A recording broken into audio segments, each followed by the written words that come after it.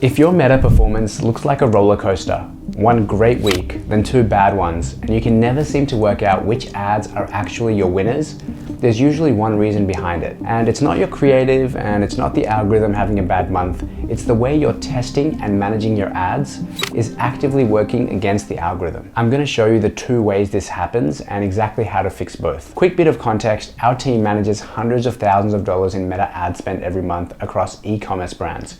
So this is coming from patterns we see in live accounts all the time. Let's get into it. So the first way people fight the algorithm is with how they test. Here's a setup we see a lot.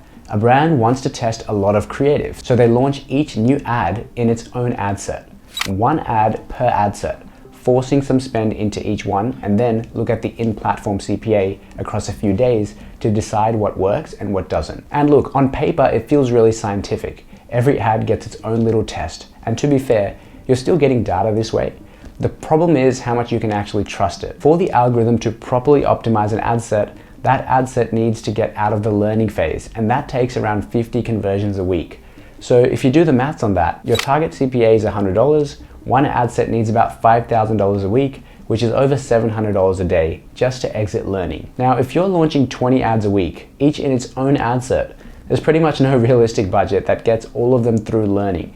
So most of those ad sets stay in learning the whole time, and delivery in learning is a lot less stable. Some days an ad does well, some days it doesn't, and over a short window you get a lot of random anomalies. An ad might look like a winner off the back of a few lucky days, and another one might look like a loser when it just didn't get a fair run. And this is part of where the inconsistency comes from. You take those winners, put them together, scale them up, and they may or may not hold up, because the read you got on them was taken while everything was still in learning. It's not that the data was fake, it's that it wasn't stable enough yet to make those calls with confidence. So here's a better way to do it.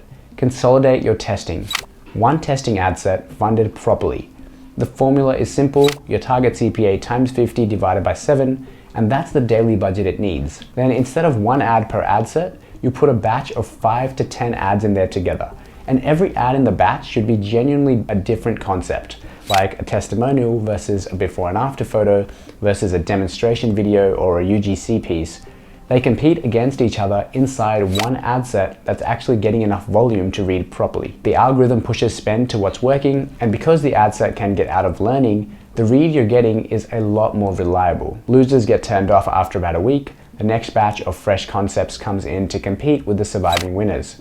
Same total budget, much more stable data to make your calls on. Quick one before the second half, if you're getting value from this, hit subscribe, it genuinely helps me keep making these. Now the second way people fight the algorithm, and this one's even more common, is constantly turning ads off. You look in the account, you see your top spending ad has a higher CPA than the ads next to it, and every instinct says turn it off and let the budget flow to the lower CPA ones. I get it, but here's what's actually going on. The algorithm optimizes at the ad set level, not the individual ad level. When Meta themselves ran tests on this, turning off the high CPA top spenders, the overall campaign CPA went up in basically every single test. The ad you think is wasting money is usually doing assist work. It's reaching people earlier in the journey, who then convert through another ad, and the platform can only attribute the purchase to one of them. It's called the breakdown effect. So that expensive looking ad might be the exact reason your lower CPA ones can achieve that. And every time you turn ads off or swap creative in and out, you're also resetting learning on that ad set. So the account never gets a chance to stabilize. This is the other half of the roller coaster. It's not the algorithm being moody, it's the account getting kicked back into learning every few days by constant changes. So here's how to manage it instead. Judge performance at the ad set level. If the ad set as a whole is hitting your CPA target, leave the ads alone, even if one of them looks expensive on its own.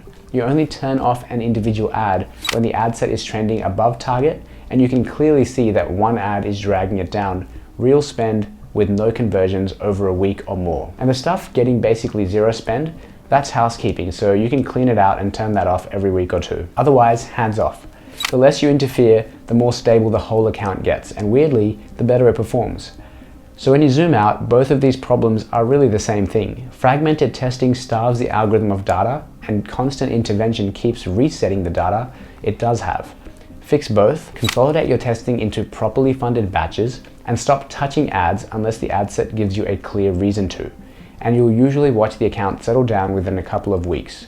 Consistent delivery, CPAs you can trust, and winners you can actually identify and scale with confidence. Now, this fixes the stability side, but there's more to the full picture. You still need the right overall account structure to plug into, a creative pipeline feeding you fresh concepts every week, and attribution that tells you which winners are real beyond the platform numbers. If you're doing over 100K a month and you'd like our team to go through your account and show you exactly where the money's leaking, book a free audit through the link in the description, no strings attached. But even more importantly, go watch my video on the exact testing and scaling structure we're running in 2026, because that's the system this whole approach plugs into. I'll see you there.